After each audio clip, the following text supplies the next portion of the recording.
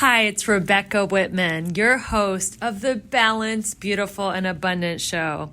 I'm a top-rated life coach, an international best-selling author, and a multi-passionate entrepreneur. I'm on a mission to help you go from burned out to balanced, beautiful, and abundant. The experts on this show will help you achieve work-life balance so that you can experience abundance in 7 pillars of life: spirituality, health, emotions, romance, mindset, social, and financial life. When you have all 7 pillars of life in alignment, you are balanced, beautiful, and abundant. Let's go. Hello, everyone. Welcome to the Balanced, Beautiful, and Abundant podcast. We are taking you from burned out, overwhelmed, frustrated to balanced, beautiful, and abundant. And I'm so excited because we have just been breaking records with this podcast of ours. We are maintaining our top half percentage globally in self-help. And yours truly got voted top 5 entrepreneurs to watch by USA Today. And I'm just thrilled. I'm honored. I'm humbled. I'm surprised. And it's because of you guys, our dedicated listeners. You're sharing this podcast out and you're spreading the word. I have the perfect guest on. She is totally in alignment with the topic of our podcast, and I can't wait to tell you all about her. Welcome to the show, Beate Chelette. Thank you so much for having me, Rebecca. This has been a long time in the making, and we are finally here. We're finally here, and we just found out we're neighbors. We both live in Los Angeles. We could have done this in person, but we're going to do it over Zoom because why sit in that Los Angeles traffic if you don't have to, right? That's exactly right. So let me tell my listeners a little bit about your awesomeness. So Beate is known as the growth architect. She is the founder of the Women's Code. Beate provides visionaries and leaders with strategies that grow their authority so that they can scale their impact. She went from being an immigrant with over $135,000 of debt to selling her business to Bill Gates in a multi-million-dollar global deal. We're going to ask you about that. She is rated top 100 global thought leaders and the top 50 must-follow women entrepreneurs. She wrote a #1 bestseller called How to Go from Overwhelmed to Awesome. And she is a corporate trainer for major companies like Amazon, Chevron, Merck, and Johnson & Johnson. So this is a very impressive bio, and I'm so excited to learn about your story. Where are you from? How did you meet Bill Gates to sell him a deal? What was the company, and how did you become the growth architect? Tell us a little bit about your story, Beate. Yeah, and all of this in 60 seconds or less. So you can take a few minutes. No. So it's all good. So I'm known as a growth architect, and that means that I literally architect growth. And what that means is that I take people who are visionaries and thought leaders, and they like to fly planes with big ideas, but they don't know how to land them. And I help them land the idea. And I do that in 1 out of 3 ways. I either help them to turn the talent into the business, or when they have the business model figured out, I help them how to get the differentiation factor figured out, which is the signature growth system. How can you put it all under one umbrella and make it a cohesive client transformational journey? And the third one is then once they have the first and the second, then how do we scale this to a multiple 6-figure or multiple 7-figure business? And what are the growth strategies to do that? So that's what I do.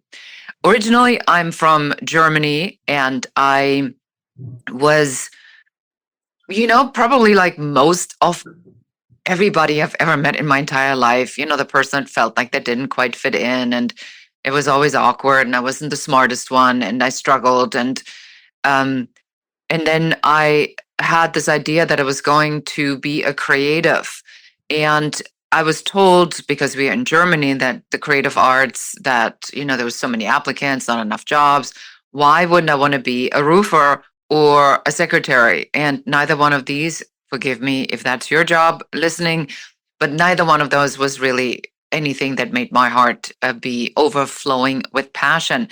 So I became a photographer anyway, and I started out as a photo editor at a small, kind of cool, hip magazine, then moved on to Elle magazine in Germany and became the photo editor of Elle magazine, to which everybody would say, wow, you're 23, you're running the photo department of Elle magazine. What did you do? I quit. And I quit because I realized early on that a lot of times, and this really fits into a lot of the themes, Rebecca, that you are talking about. When you are in a position of power, people will do anything for you, but it has nothing to do with you. It's your position. Yeah. It's not because they think you're bold. It's not that they think you're beautiful. It's not that they think you're abundant. Your position is bold. Your position is beautiful. And your position is abundant to them, potentially. Mm-hmm. And so that's when I quit. I came to the United States. And then I had about a decade of just unbelievable hardship to overcome and disasters and natural catastrophes. September 11th, a lawsuit, a really bad employee who had an idea run a business without me and had invoices that I wrote payable to them. And by the time I found out, it was just an absolute mess. Married a narcissist, pathological liar, alcoholic, which I didn't find out until I was already pregnant. And then next thing I know, I'm going through a horrible divorce in the middle of a massive recession. And then as I am in this lawsuit, right out of the recession, September 11th hits. And then I lose my entire production business in a day. So I went from, over the course of 10 years, from nothing to 300 to 400 to 500,000, back to 250. Eventually I'm at $1 million and I lose everything in an entire year. And the last bit, as I just said, was gone through September 11th. But I had this great idea, Rebecca, on how to build up a stock photography syndication for architectural interior images. And when my photographers, because my strategy was that I was going to go after the top tier, the A+ people in the industry. And so, first takeaway of this interview, don't bother with C level and with C players or B players, go straight after A players because you save yourself the time. And if you have the A players, everybody else is going to come anyway, and you don't even have to do anything for it. And I was able to secure great photographers, and the A-list photographers were photographing A-list celebrity homes and worked with A-list designers like Nate Berkus and worked with A-list architects like Gary. And next thing I know, I get these unbelievable at-home stories from these celebrities. Like I had Madonna's house, Francis Ford Coppola's house, and Terry Hatcher, Simon Baker, Seal. They just kept coming. And because I was a photo editor at Elle magazine, I knew how to put it together. But I was $135,000 in debt, and I didn't have any more money. And that's where we got to the cliffhanger of the story on how I avoided bankruptcy and then sold my business instead 18 months later to millions of dollars to Bill Gates. How did you get in contact with Bill Gates to sell this business? So the way the story goes is that Bill Gates at the time privately held a company called Corbis that he was 100% owner personally.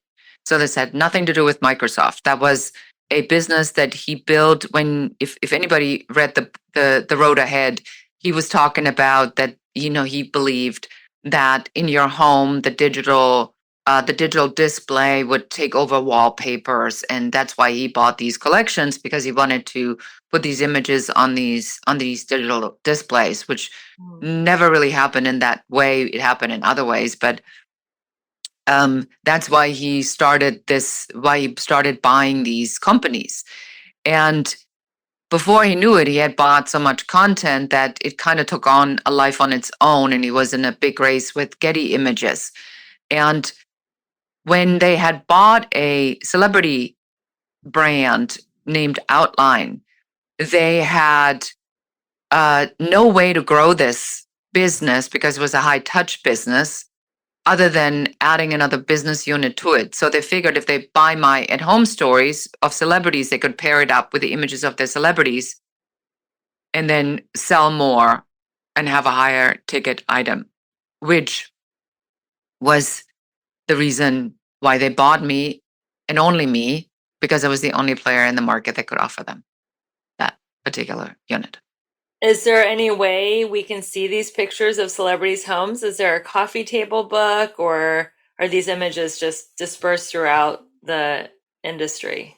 Well, I mean, if you were to do home story seal or Madonna, or you look for the term Beate Works, that's BeateWorks,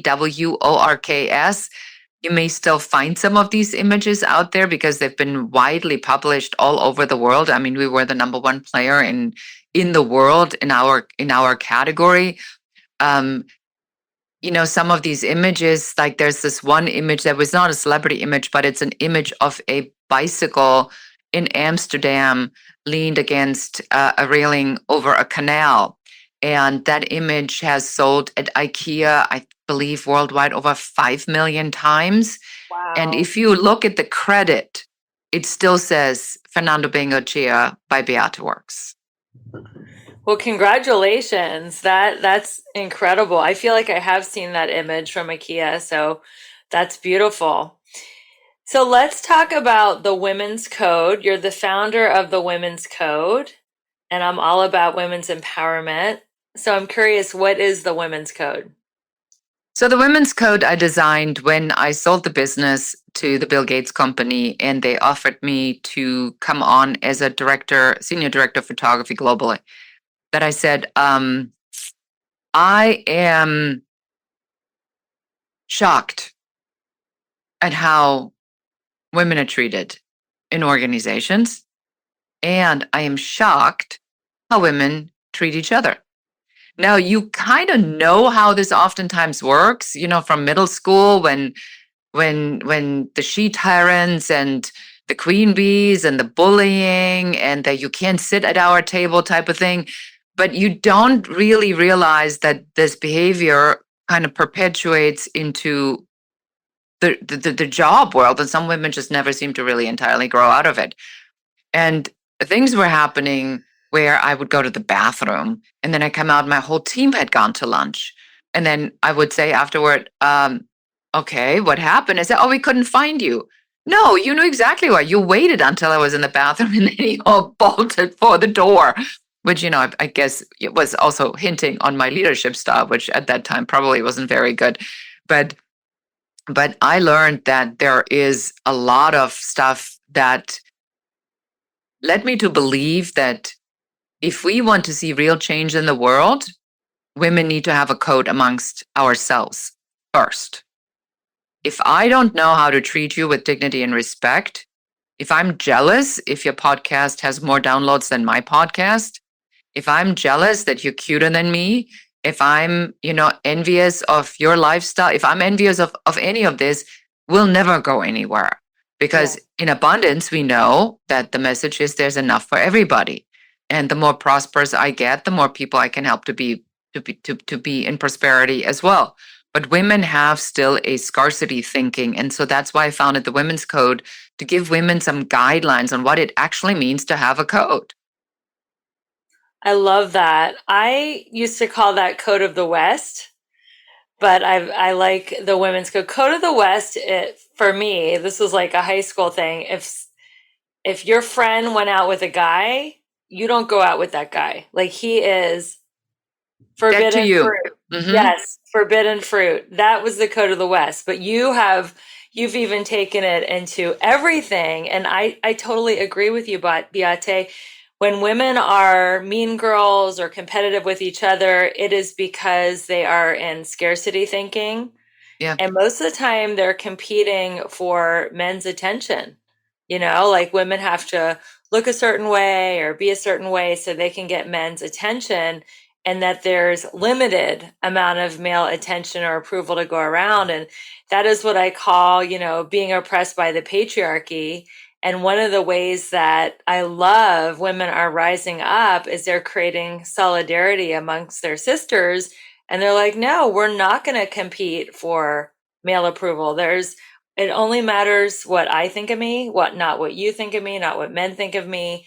And the same goes with money or attention or anything else or podcasts. There's just more than enough. I like to say there's more than enough sand at the beach. So everybody can sit on the beach and have plenty of sand. So let's talk about overwhelm. That's a huge theme of the show. How to go from overwhelmed to balanced, beautiful, and abundant.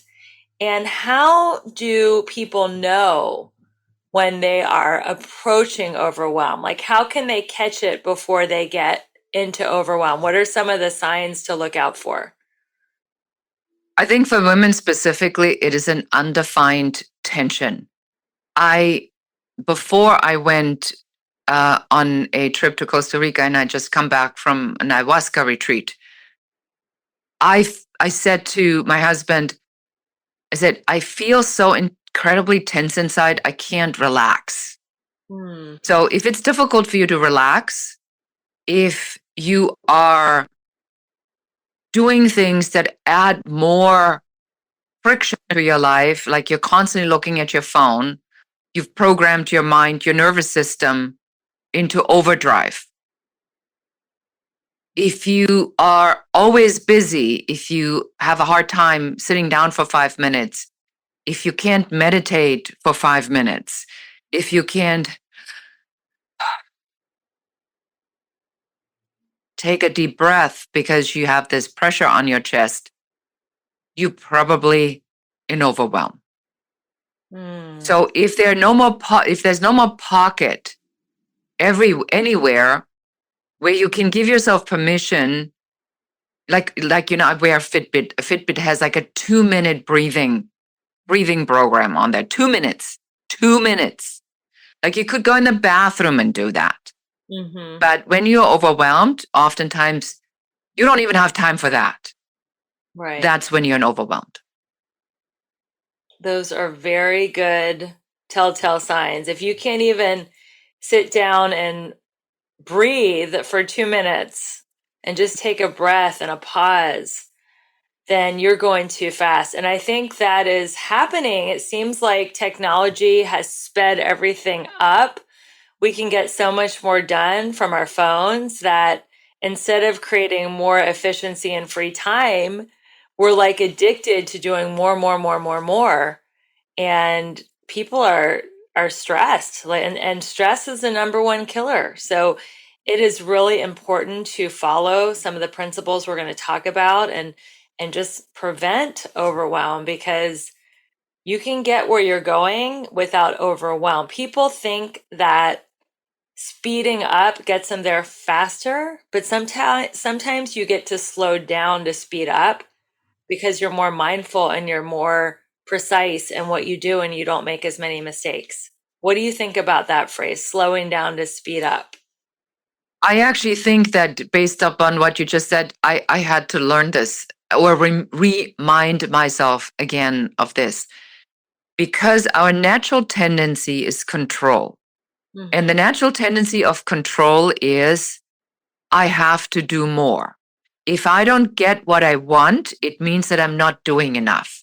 And the educational system tells you that, your parents tell you that, your boss tells you that, the television tells you that, media tells you that, everybody tells you you need to do more. And this FOMO, the fear of missing out, is constantly fueled by internet marketing. Like, if you don't do this one thing, then the dominoes are not going to fall. You're going to be missing out on this one in lifetime opportunity. It's only available for 15 minutes. You got to go back to what we have control over. And first of all, I was just at this ayahuasca retreat, and then I went to an Abraham Hicks event, and Abraham Hicks is very big on law of attraction. And it's such a good reminder to say, what do we really have control over? What we have control over is the vision. What do I want? What does that look like? The objective, the goal, the vision, that's your job. The second part you have control over is receiving that. Because if I truly believe that 1 million downloads is what I want, then I need to be ready to receive the 1 million downloads. The sourcing, I mean, you have to do the actions that it takes to put things into motion, but the actual sourcing is done by one source. And one source is God, Spirit, universe, the energy that rules everything. So if you get to meddle with the one source and you try to tell the one source how you would like this to be delivered, that's never going to happen. That's the friction. Because then you're trying to convince the one source that you deserve what you said, which creates the friction that prohibits you from getting what you want. What does that mean?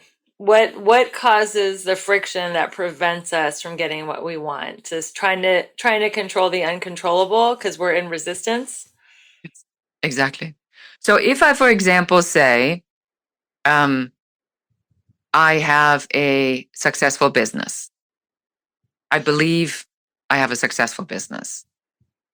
I know I have a successful, I hope I have a success. I hope it works out. I hope it works out is already friction. Mm-hmm. So then you don't believe it enough.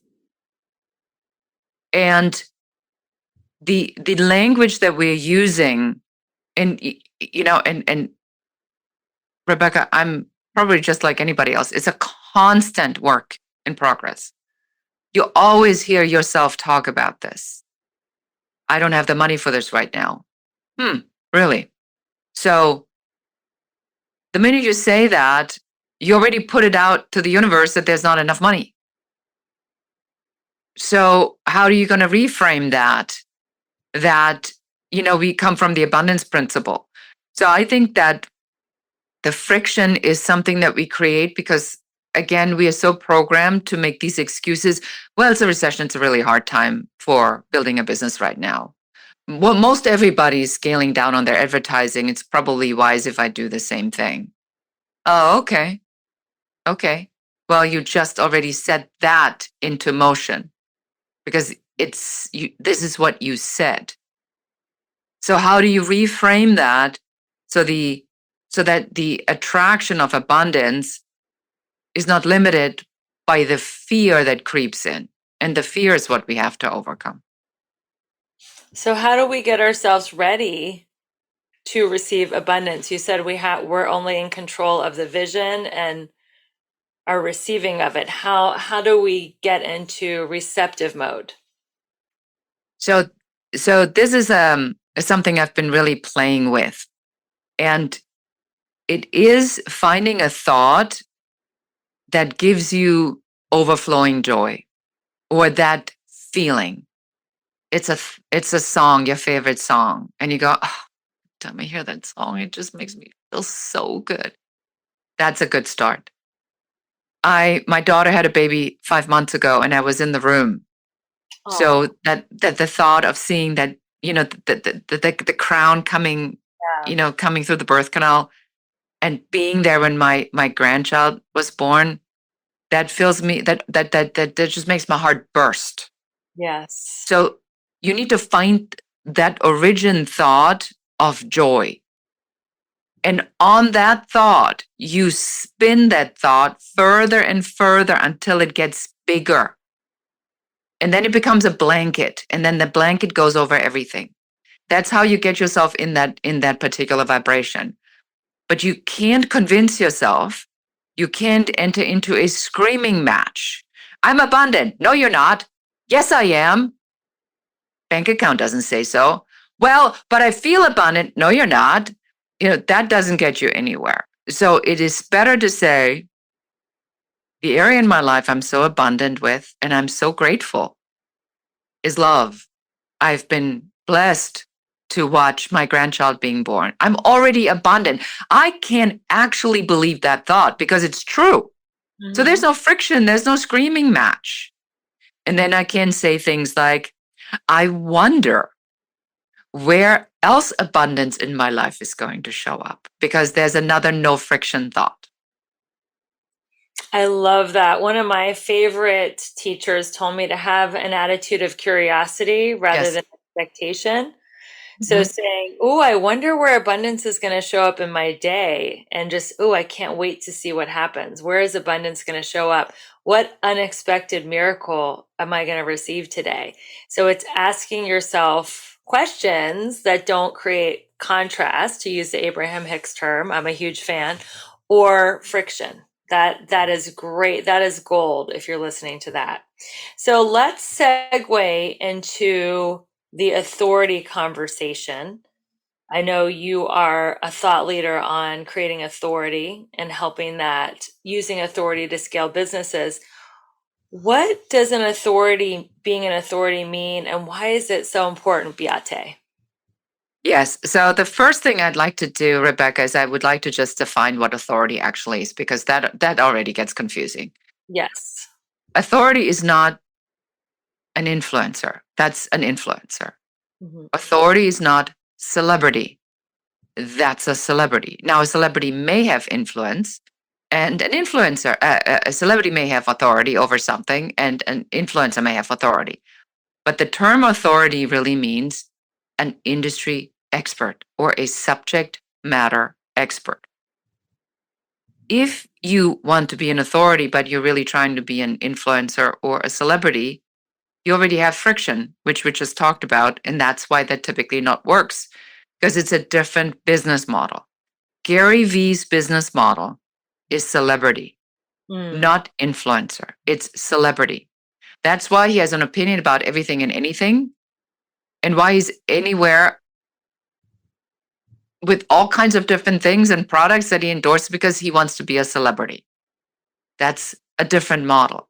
For most of us, and for most of your listeners listening to this podcast, authority means you're an industry expert. So you first have to establish what the transformational influence is that you are the authority on. And that is when you get really clear about this. Yes, you can talk about nutrition, you can talk about beauty, you can talk about hair care, you can talk about fitness, you can talk about business building, you can talk about abundance, you can talk about the law of attraction. Now you have all these subjects, and you feel just because you have a microphone, you want to grab every mic and talk about anything and everything. That's not authority. That's confusion. I'm an authority on growth architecture. I architect growth. Within growth architecture are particular processes and systems. Mindset, action sets, skill sets are part on architecting your growth. Yes, you can build a business without mindset, just by, hard work and following certain processes and systems. Ultimately, I don't think it's going to make you very happy, but it is possible. I also don't attract that kind of person, but it is possible. So who I attract are people that understand that there's a spiritual component, and there's a balanced component, and there's a happiness component, and that they want to live complete, balanced, and wonderful lives. So I help them architect a business model that works. That's what I'm the authority on. So to become an authority means the clarity on what you can speak with confidence on, and making sure that all the pieces that you do are fully aligned with that one thing, and that there's no confusion or friction. Wow, that is very well said. So, why is being an authority important to make money and scale your business to the next level? The best kept secret is like the pearl in the oyster that waits for a diver to come and discover it. It is really entirely up to you on, the listener to say, how fast do I want to do this? What am I willing to do? And authority does not necessarily mean that you have to grab the mic on every stage. There's all kinds of different ways to build authority. You can write, you can do podcasts, you can do podcast guesting, hosting, you can speak from stage, you can do it through social media, you can do it through events, you can do it through partnerships, through collaborations, through networking. I mean, there's tons of ways to build your authority. You're just going to have to build a business model that follows in integrity who you are as a person and what your vision is of the life you want to create for yourself. And then we reverse engineer how this authority piece needs to show up for you to attract your potential clients. If somebody is, maybe they're leaving their corporate job and they have a passion for something that they've received transformation in, just for the purpose of this example, let's say they were on a weight loss journey and they lost a bunch of weight. They want to launch a business in the health and wellness industry. So many people have lost weight. How does someone start? If somebody's a beginner, how does somebody start building their authority? Yeah, so the very first thing that I want to recommend is you go to the quiz that we literally just finished building. It's called What's Your Talent Worth? You go to what'syourtalentworth.com. Because I get this question, Rebecca, so often. I actually just built a quiz for it because people say, well, is it even worth it? Well, allow me to assist by putting this mathematical formula together. It takes like 2 minutes, and then it'll send it to you in the next 5 to 10 minutes, the results. And it'll give you an actual number, and it'll tell you what your earning potential is in this market for what you're trying to do. Because the factors of this are, what's your expertise? How long have you had this expertise? What is the desirability in this market? And so it calculates based upon these different factors, and it spits out a particular number. And then when you see that number and you see what your earning potential is, which I always would do before do anything else, is to say, and now what? Well, now you need to build the business model. You need to turn the talent into a business, which happens to be our very first program. And we revamped this. And that's why this interview with you is so unbelievably timely, because last year I was still in the high ticket world, and I saw that there was a significant shift in the market. And I know you did, you seeing the same thing, that there are more people that want to enter entrepreneurship and make their own dream happen, and less people that are looking for, $25,000 masterminds to join. I mean, that's just my opinion. That's just what I'm seeing. Yeah, I see that too. And so if we see that this is a trend in the market, then we have two choices. We either can go and judge everybody who's trying to do that, or we can say, okay, with my expertise of shortcuts and architecting growth, what can I tell these people? And I can tell anybody, I can help you build that business model in 12 weeks, and you'll have an actual functioning business model. Because I've done it, I've done this program a couple of years ago, and it's, we had over 22,000 people that have taken this program.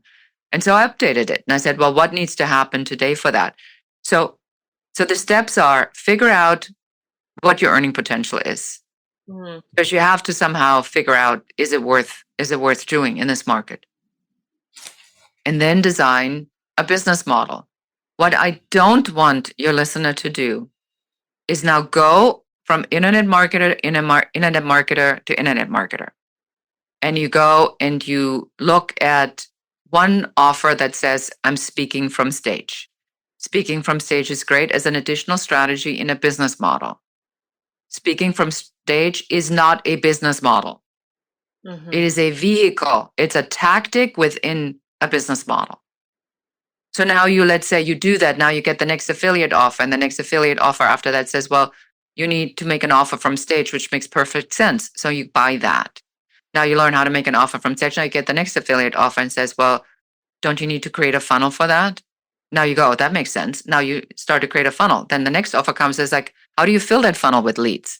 So you buy that offer. And next thing, you are in a reactive mode of, I wonder what the next thing is. And then the next thing will come.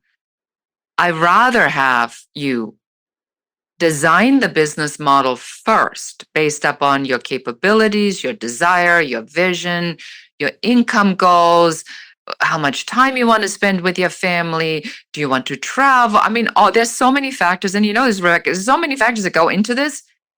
You want to build it to suit you.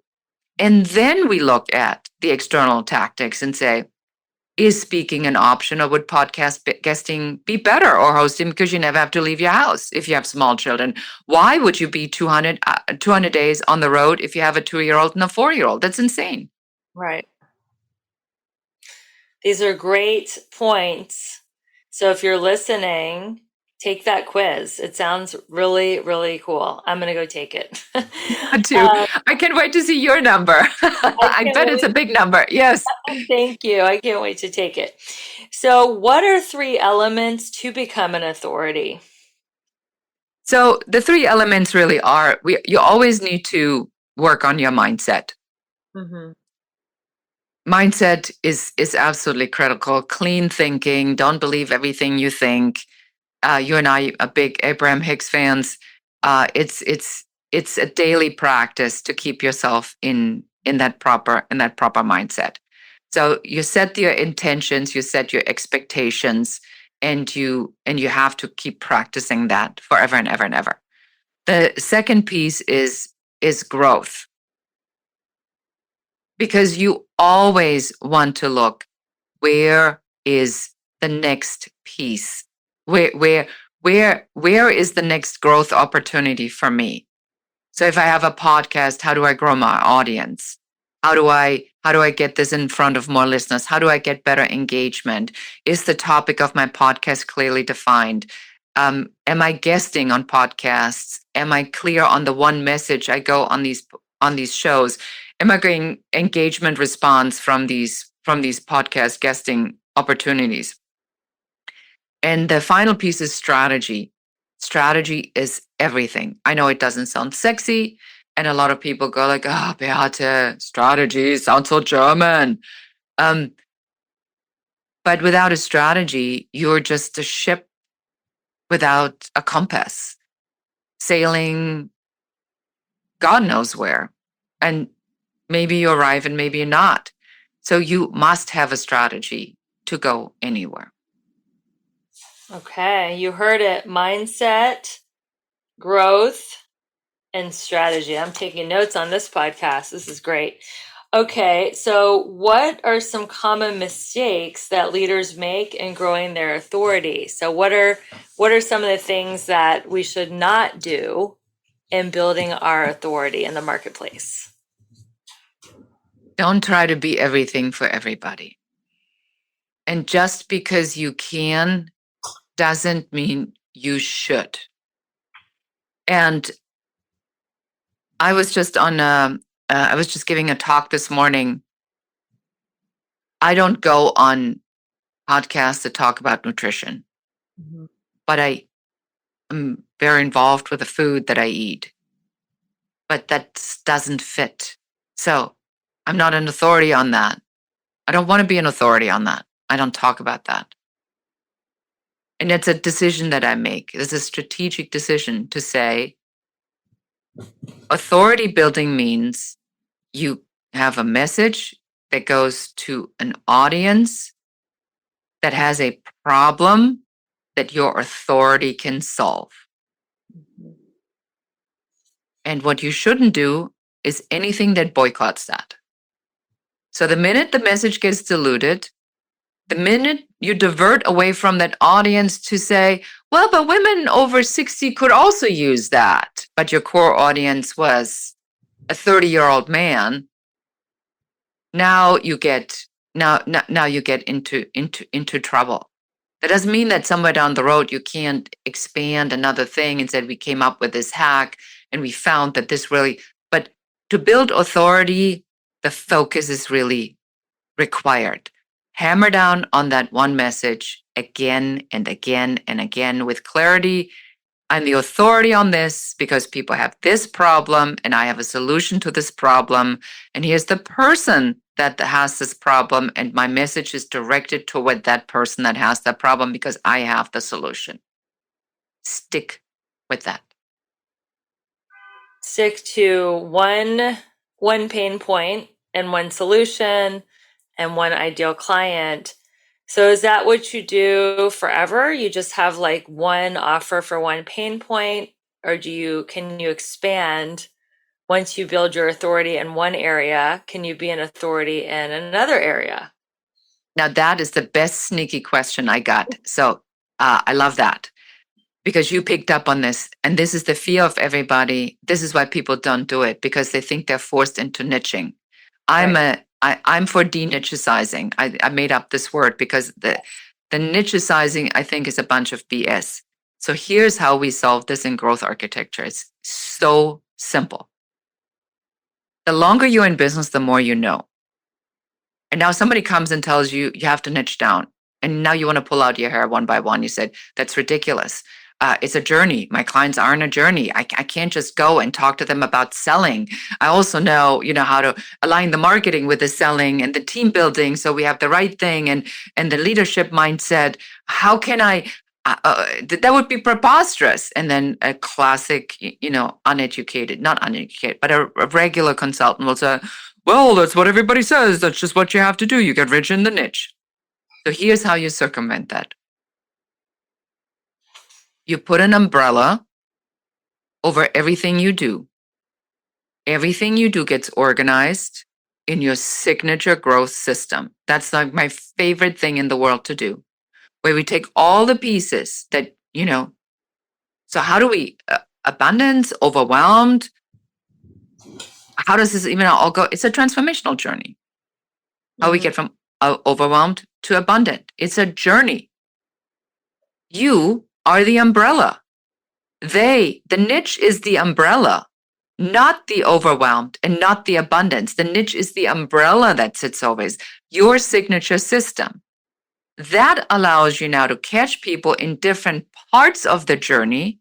You have different entry points. You have different programs at different price levels, and everybody's happy because they say, Rebecca, oh my God, when I came to you, I knew I wanted to get from overwhelmed to abundant, but I knew I wasn't fully overwhelmed and I wasn't really at abundant. Thank God you had a program was smack in the middle where I could work on my mindset to really invite this next level. Thank you, Rebecca. It creates customer satisfaction. It creates different entry points. All your programs fit, but that typically takes, it takes us about a day or 2 half days to go in and just pull it all apart and then put it back together, organize it, and have this full transformational. Everything gets a name. Every entry point has a name, like the turn your talent into a business if you have the idea.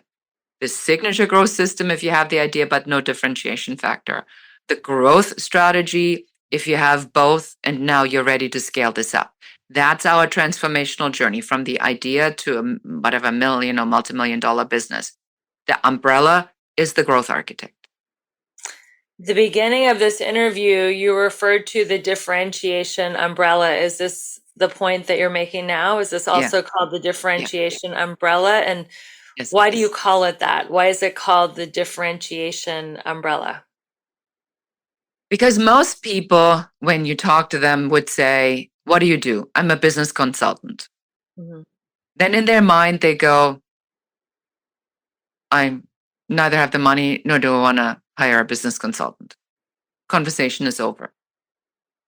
But when I say I'm a growth architect, there is a 99.9% always a second question. Oh, never heard that. What does a business growth architect do? Now I can say I architect growth in these 3 different categories. Now they're thinking, oh, never thought about it like that. No, I feel like I got my business. No, my business model actually doesn't work. So I have a question for you, Beate, and now you are in the conversation that you really want to have. So the differentiation factor is, in my opinion, and I'm of course biased because I created this, but without that, it is so difficult to set yourself apart because then you're a podcast host. Then you have a mindset show. Then you have a business consultancy. Then you're a strategist. You're a life coach. And it sounds so generic that people then are forced to look at the differentiation factor, and that is price. And that is not where you want to be. So your brand, your title, your authority is a differentiation factor in your teachings, not there's a million coaches, and the only thing that's different between all these coaches is the price. You want to be in a whole different category, and that's the Be in the differentiation. blue ocean. Yeah. Yeah, I love it. Well, this has been a fascinating conversation. I'm so excited to continue it on your podcast. Yes, yes, yes, yes. So everybody needs to check out the Business Growth Architect show because part 2 is right there with Rebecca. That's right. So check out her podcast. And how can people keep in touch with you? And we already talked about the quiz. You can go ahead and repeat that website and any other ways that people can interact with you. Yes. So the best way is, as I said, do something for yourself, figure out what your earning potential is. Go to whatsyourtalentworth.com. It takes 2 minutes. It's a mathematical calculation. And then we have to go behind the scenes, and then a formula runs, and we'll send you the report, and then you'll know exactly what that number is. And if you heard something in this podcast where you say, I really want Beate's brain in my business, just schedule an uncovery session. Make sure you mention the show so you get priority treatment, and we'll help you figure out what's going on in the business. And if we can help you, we'll tell you. If we can't help you, we'll tell you. And if we know somebody who can help you, we'll tell you that too. So we're here to help and serve. And I'm everywhere as Beate Chelette and the Growth Architect. I'm hard to miss. Thank you so much. And ladies, if you want to have the guy that you're dating take that quiz and see if they have earning potential. Because if they don't have any talent or any earning potential, drop them, right? I love that. Oh, and I wanted to say one more thing. And for everybody listening to the show, please do Rebecca a big favor. Subscribe to the show, give it a 5-star review, and make a comment, even if you just drop a heart into it as a comment. But with AI now ruling everything, engagement is measured in these types of things. And you see the dedication Rebecca has to her tribe. Help her out to spread the love. I appreciate it. Yes, we love 5-star reviews. Thank you so much for the shout out, Beate. And thank you, listeners, for going on this journey with me. Some of you guys have been listening to this now for over 3 years, and I'm getting a lot of great feedback saying, I'm no longer burned out. I'm no longer overwhelmed. I'm no longer in a dead-end toxic relationship. So keep the reviews coming. And thank you so much for being willing to go from burned out to balanced, beautiful, and abundant with me, your host, Rebecca Whitman. And until we see you again with another amazing guest, keep your vibe high and magnetize. Bye, everyone. Hello, my friends. Thank you so much for being a devoted listener to the Balanced, Beautiful, and Abundant show. I so appreciate your subscription, your reviews, sharing this podcast with your friends. And if you feel called to work with me on a personal level, I want to invite you to my Elegant Warrior training. It is starting in mid-January. I will personally help you get all 7 areas of your life to a level 10. That includes your spirituality, your emotions, your romantic life, your financial life, get your mindset on track, make sure you have a great community. And this is a 7-week group coaching class. If you want to learn more about it or just meet me, I would love for you to schedule a complimentary breakthrough call. My schedule is very full this year, but I have opened 3 spots this week to talk to you and just see where you need a breakthrough, where are you feeling stuck in your life. Maybe you need to lose a few pounds. Maybe you're tired of being single, or maybe you're ready to double and triple your finances. So wherever you feel stuck, I'm committed to helping you have a breakthrough on this coaching call. Go ahead and click the link in the show notes in the link tree to schedule that breakthrough call. And if you're interested in learning more about Elegant Warrior training, I am happy to talk to you about it live, or you can always reach out through my email. Talk to you soon. Keep rocking your goals and keeping your vibe high, and I'll see you next week with another incredible guest.